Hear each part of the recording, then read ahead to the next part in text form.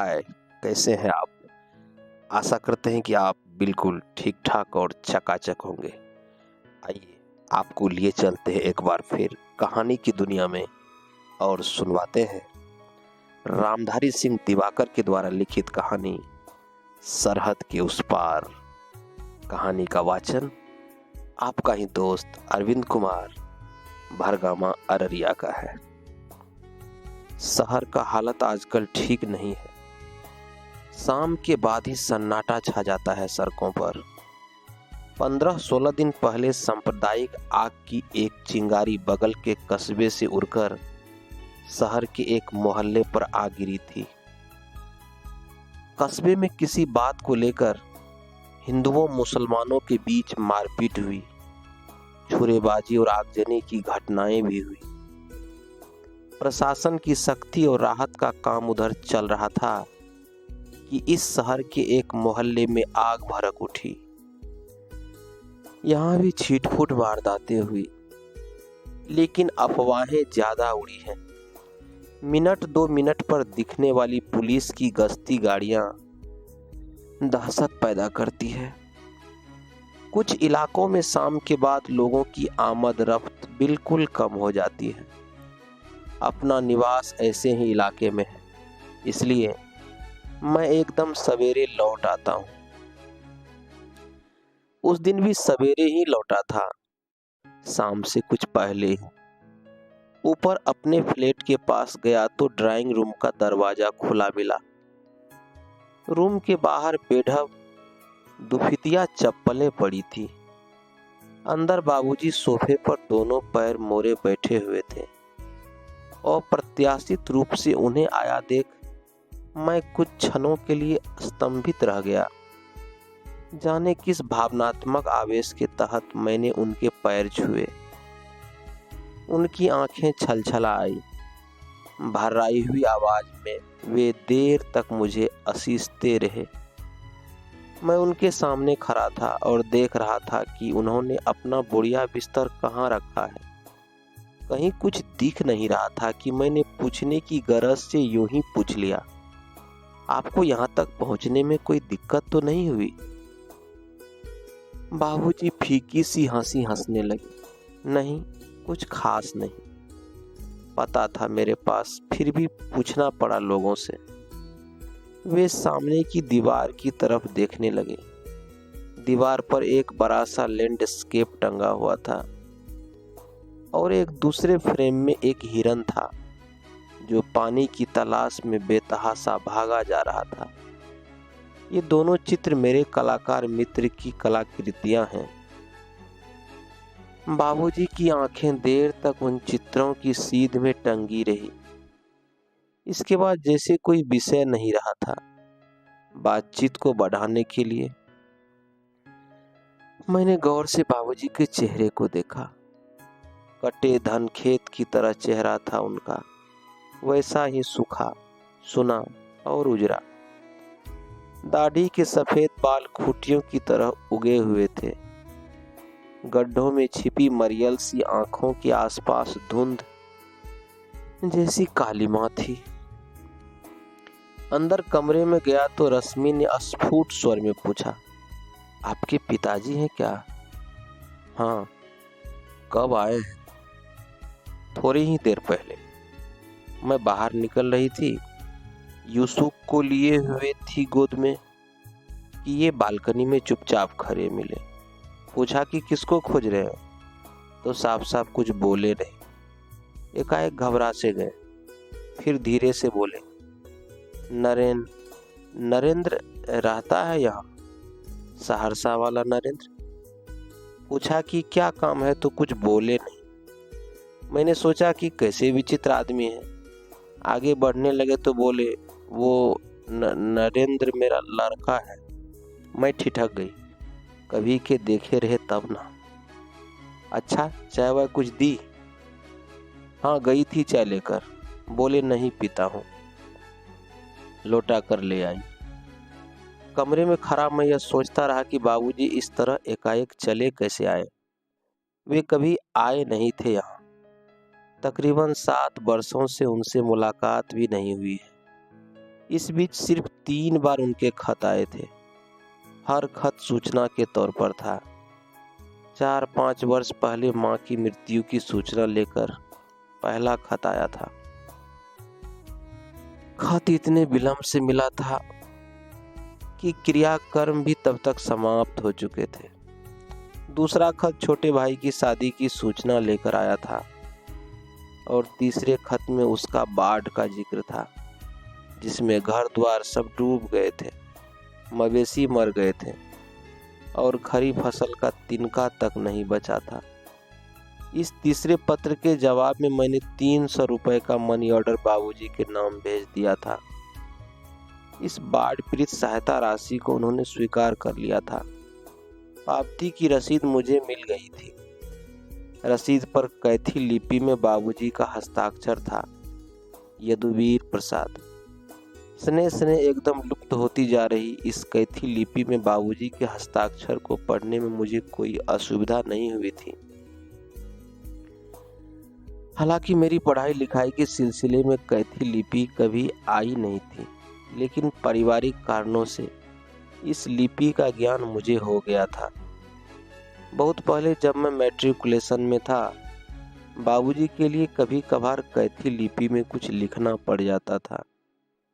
वैसे बाबूजी को काम चलाऊ उर्दू भी आती थी, लेकिन उर्दू में लिख नहीं पाते थे, पढ़ भर लेते थे।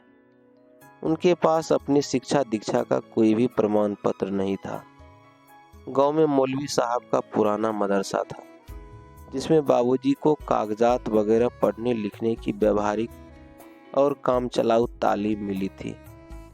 चूँकि गांव में खानगी मिडिल स्कूल तब खुला था जब मैं लोअर प्राइमरी पास कर चुका था, इसलिए मेरी आरंभिक शिक्षा भी मौलवी साहब के मदरसे में हुई थी। बाबूजी के हस्ताक्षर वाली पावती की रसीद पर विलुप्त होती उस लिपि के अक्षरों को देखना सुखद अनुभव था। काफी देर तक मैं कैथी लिपि के अक्षरों को अपनी स्मृति में लिखता मिटाता रहा था। बाबूजी सोफे पर उसी तरफ पैर मोड़े बैठे थे। अपनी दोनों टांगों को बाहों में घेरकर बैठने की उनकी परिचित मुद्रा और छत के सुन में खोई सी आंखों को देखकर मुझे उस गोरैया का याद आ गई थी, जो कुछ ही दिन पहले इसी कमरे में एक आंधी में कहीं से भटक कर आ गई थी और रात भर सोफे के नीचे एक कोने में पड़ी रही थी। प्राण रक्षा में जैसे बदहवासी मैंने उस अकेली पड़ी गोरैया में देखी थी, वैसी घबराहट किसी आदमी में मैंने कभी नहीं देखी। बाबूजी एकदम चुप थे। मैंने सन्नाटा तोड़ने के लिए यूं ही पूछ लिया, आप एकाएक चले आए? उन्होंने बनावटी खांसी से गला साफ किया। कुछ और बात कहना चाहते थे शायद, लेकिन एकदम संक्षिप्त हो गए। हाँ, यूं ही। मैंने अपने पहले वाले प्रश्न को दोहराया। डेरा खोजने में कोई दिक्कत भी हुई? कोई खास नहीं, लिखा हुआ था। बोलते हुए उन्होंने पर्चा मेरी ओर बढ़ा दिया। पर्चे पर कैथी लिपि में मेरे निवास का पता था। बात फिर चुप्पी के बीच कहीं फंस गई थी। वे सामने की दीवार की तरफ देखने लगे थे। कमरे के बाहर सूर्यास्त की उजास कटी प्रतिबिंब की तरह अधखुले दरवाजे से आ रही थी। बाबूजी के आधे चेहरे पर उस उजास की छाया थी, जिसमें उनकी अधमुंदी आंखों का मौन महसूस किया जा सकता था। शहर की वारदातों की दहशत में मार्च महीने की तन्हा शाम बाहर सड़क पर धीरे धीरे गहरा रही थी। विचित्र सी घुटन थी कमरे में। तकरीबन 7 वर्षों बाद बाबूजी से मुलाकात हुई थी, लेकिन उनके पास कहने के लिए कुछ नहीं था। संवादहीनता का वह तनाव मुझे न वहां से उठने दे रहा था, न इत्मीनान से बैठने दे रहा था। मेरा कोई दुश्मन नहीं था वहां। सामने बैठे व्यक्ति मेरे बाबूजी थे, लेकिन ऐसा लगता था जैसे मैं बस उस सीट पर बैठ गया हूँ जिसके बराबर की सीट पर मर्डर केस का मेरा मुदाल्ला बैठा। पता नहीं, एक अबूझ से मानसिक तनाव में यह सब मैं क्यों सोच रहा था? कम से कम बाबूजी की बाबत यह सब सोचना शांत और विवेकशील मन स्थिति में निश्चय ही गैर वाजिब था। उनके साथ वैसा तनावपूर्ण कोई भी रिश्ता नहीं था। बस सूखती हुई झील की तरह हम दोनों के बीच की आंतरिकता थी, जिसमें आरोप प्रत्यारोप का कोई भी दृश्य आधार नहीं था। किचन में रश्मि नाश्ता तैयार कर रही थी, उनके लिए बना रही थी। मैंने पूछा तो रश्मि ने कढ़ाई में पकते हलवे की तरफ देखते हुए कहा, आप भी ले लीजिए। किचन में हल्का अंधेरा था, लेकिन पहले से किचन में रहने के कारण रश्मि को अंधेरा महसूस नहीं हो रहा था। मैंने बल्ब जला दिया। थोड़ी देर वहां खड़ा था, समझ में नहीं आ रहा था बाबूजी से क्या बात करूंगा। अलग अलग संदर्भों के कटे हुए वाक्यों को लेकर मैं फिर ड्राइंग रूम में आ गया और सामने बैठते हुए पूछा, घर का हालचाल कैसा है? अच्छा नहीं है, उनका सपाट और बेलाग जवाब था। बाबूजी का यह वाक प्रसंग बीज की तरह था। मैं बीजांकुर को जड़ से ही तोड़ देना चाहता था।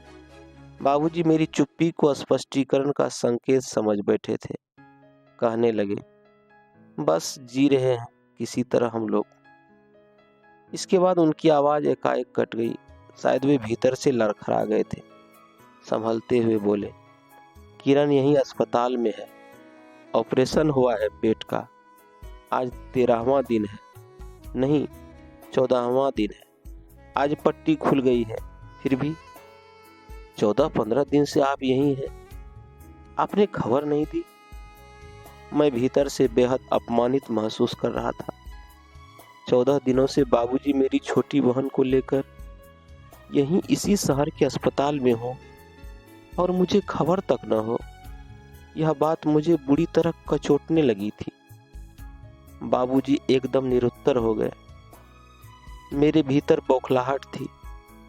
मुझे लग रहा था कि बाबूजी के पास इसका उत्तर है, मगर वे कहना नहीं चाहते। उत्तर के उस भाषाहीन अर्थ को मैं समझ रहा था। यह स्थिति साफ साफ महसूस हो रही थी, जिसके तहत एक अंतराल हमारे बीच कायम हो गया था। धीरे धीरे सर्द होते रिश्ते के प्रति अपनी अपनी तटस्थता लेकर हम जहां तक पहुंचे थे, उसके बाद से किसी अभिव्यक्ति की और आवश्यकता हम दोनों को शायद नहीं थी। लेकिन बाबूजी चले कैसे आए? क्या अपनी पराजय को वे जीत में बदलने का निर्णय लेकर इस तरह चले आए हैं? यही अस्पताल में मेरी बहन का ऑपरेशन हो, 2 हफ्ते बीत जाएं और मुझे खबर तक न हो। क्या प्रतिशोध नहीं है उनका? न आते क्या फर्क पड़ जाता? बाबूजी का उत्तर शायद मुझे मिल गया था। अपने भीतर किसी पत्थर बने अंश को घिसने का प्रयास करते हुए पूछा, कौन सी बीमारी है किरण को? पेट की बीमारी थी। गांव में ब्लॉक के डॉक्टर ने कहा पटना या दरभंगा ले जाइए, किसी बड़े अस्पताल में ऑपरेशन का केस है। बाबूजी कुछ सोचने से लगे। थोड़ी देर चुप रहकर कहने लगे, हार कर आना पड़ा, बड़ी मुसीबत थी, पैसे कौड़ी का कोई उपाय नहीं था। आखिर सुलेमान भाई बोले कि चलिए पटना में उनकी बेटी रहती है नगमा, दामाद यही अस्पताल वाले कॉलेज में क्लर्क हैं, कोई दिक्कत नहीं हुई। सुलेमान के दामाद ने सब इंतजाम कर दिया। बोलते हुए उनकी आवाज थक गई थी। क्षणों तक सुस्ताने के बहाने वे दरवाजे के पास बाहर अंधेरे की तरफ देखने लगे। नगमा मेरी बहन किरण की सहेली थी। नगमा पराये होकर भी अपनी थी और मैं अपना होकर भी पराया था। अभी आप सुन रहे थे दिवाकर जी की रचना सरहद के उस पार। कहानी का वाचन आपका ही दोस्त अरविंद कुमार भरगामा अररिया का था। कहानी अच्छी लगे तो लाइक करें, शेयर करें और हाँ, सब्सक्राइब करना न भूलें, ताकि मैं आपकी सेवा में इसी तरह की कहानी लेकर आता रहूं। तब तक के लिए लेते हैं इजाज़त। मिलते हैं फिर आपसे किसी दूसरे वीडियो में। तब तक के लिए टेक केयर, बाय, जय हिंद।